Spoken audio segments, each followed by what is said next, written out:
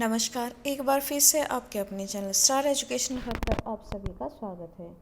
इस वीडियो में हम करेंगे कक्षा चौथी की हिंदी की पाठ्य पुस्तक से गुब्बारे पर चीता पाठ 5 की पाठ योजना। तो चलिए शुरू करते हैं आज की वीडियो। लेकिन वीडियो शुरू करने से पहले एक रिक्वेस्ट, अगर अभी तक आपने चैनल को सब्सक्राइब नहीं किया है तो प्लीज़ चैनल को सब्सक्राइब ज़रूर कीजिए। तो जैसा कि आप स्क्रीन पर देख पा रहे हैं, ये है पाठ 5 गुब्बारे पर चीता, कक्षा चौथी और विषय हिंदी की पाठ योजना।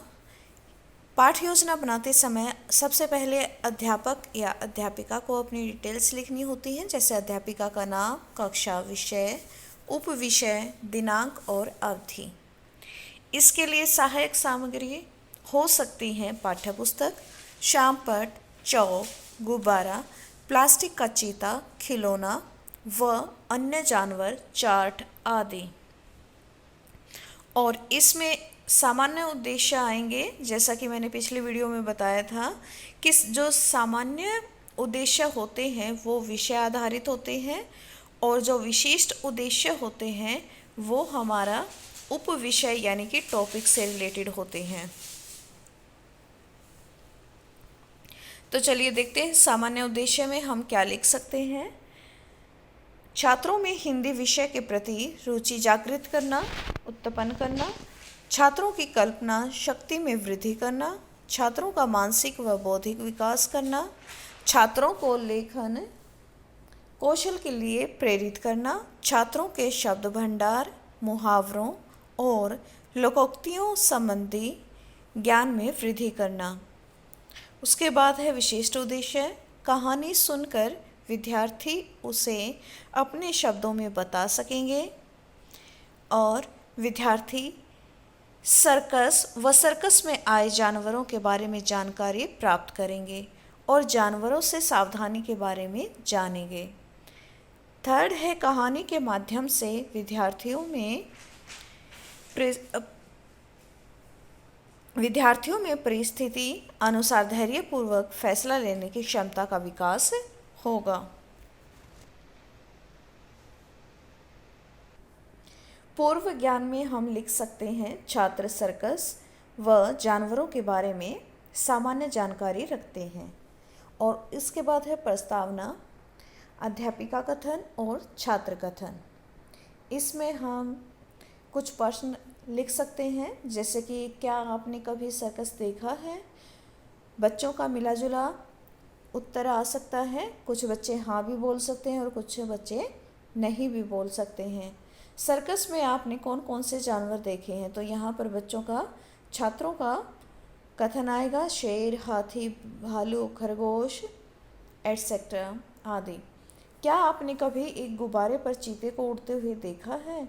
इस तरह से आप क्वेश्चन से ही उसे उप विषय तक रिलेट करते हुए लेकर आएंगे और जो कि एक समस्यात्मक प्रश्न है बच्चों के सामने रखेंगे और इस तरह से अपने उप विषय की घोषणा करेंगे कि प्यारे बच्चों, आज हम गुब्बारे पर चीता कहानी का अध्ययन करेंगे। उसके बाद है प्रस्तुतिकरण। प्रस्तुतिकरण में मुख्य बिंदु होता है और अध्यापिका क्रिया, छात्र क्रिया और श्यामपट्ट कार्य। श्यामपट्ट कार्य के लिए मैंने कुछ इस तरह से चित्र बनाया था ताकि बच्चों को समझ में आ जाए कि ये कहानी किसके बारे में है।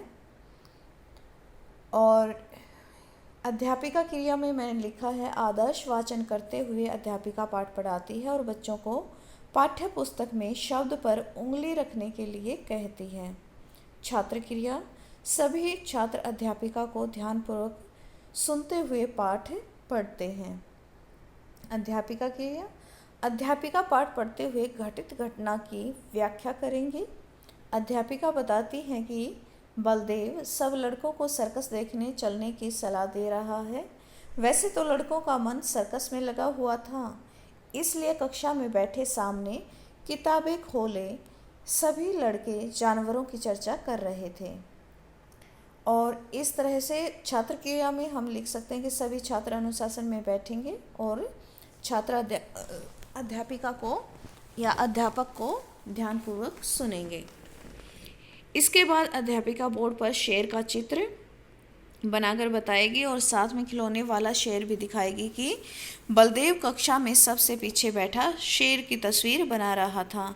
यहाँ पर हम एक आइडिया सा बना सकते हैं, कार्टून इमेज बना सकते हैं या कोई भी अन्य तरीका हम यहाँ पर बच्चों को दिखा सकते हैं। इस तरह से हम बच्चों के सामने तस्वीर या खिलौना आदि दिखाएंगे, उनको आगे प्रस्तुत करेंगे तो बच्चे विषय में इंटरेस्ट लेंगे। छुट्टी के समय सभी लड़कों ने सर्कस जाने से मना कर दिया, लेकिन बलदेव जिद्दी था। और इसके आगे है अध्यापिका आदर्श पठन करते हुए बताती है कि जब बलदेव सर्कस पहुंचा तो बहुत पछता रहा था, क्योंकि वहाँ के जानवर ऐसे नहीं थे जैसा उसने सोचा था। तभी उसे एक बड़ा सा गुब्बारा दिखाई दिया। आप स्क्रीन पर देख पा रहे होंगे कि इस तरह से मैंने बोर्ड पर भी एक चित्र बनाया था ताकि बच्चों को दिखाई दे कि एक गुब्बारे वाला खड़ा है और उसके हाथ में एक बड़ा सा गुब्बारा है। तभी उसके पीछे से शोर सुनाई देता है। वह देखता है कि चीता पिंजरे से निकलकर उसी की तरफ भागा आ रहा है, तो वह भी तेजी से भागा और गुब्बारे पर चढ़ गया।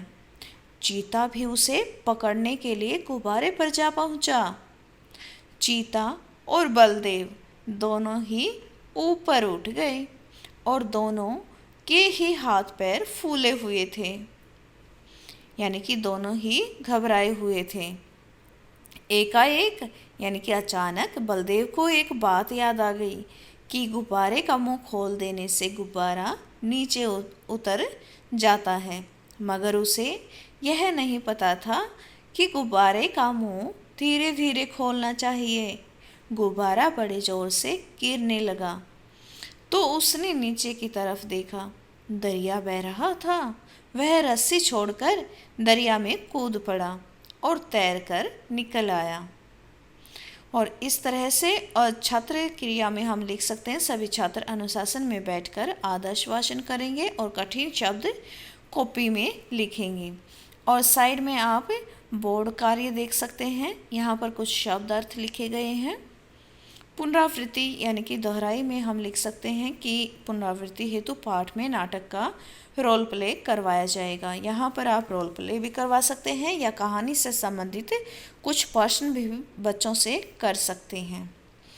निरीक्षण कार्य, जब छात्र बोर्ड कार्य अपनी उत्तर पुस्तिका यानी कि कॉपी में लिख रहे होंगे तो अध्यापक या अध्यापिका कक्षा में घूम घूम कर निरीक्षण करेंगे कि छात्र उचित ढंग से लिख रहे हैं या नहीं। आवश्यकता अनुसार सहायता भी की जाएगी। और उसके बाद आता है मूल्यांकन प्रश्न। सभी लड़के क्या बात कर रहे थे? इस तरह से कुछ प्रश्न जो कि कहानी पर आधारित होते हैं छात्रों से पूछे जा सकते हैं। बलदेव किसका चित्र बना रहा था? बलदेव ने सर्कस के लिए कितने रुपए की टिकट ली थी? क्या बलदेव सर्कस जाकर खुश था? और गृह कार्य में पाठ की कहानी को अपने शब्दों में लिखें। इस तरह का एक प्रश्न आप बच्चों को दे सकते हैं या छोटे छोटे कई प्रश्न भी बनाकर बच्चों को दिए जा सकते हैं। उम्मीद करती हूँ आपको ये पाठ योजना पसंद आई होगी और अगर आपको वीडियो अच्छी लगी तो लाइक और शेयर ज़रूर करें और चैनल को सब्सक्राइब करना ना भूलें। धन्यवाद।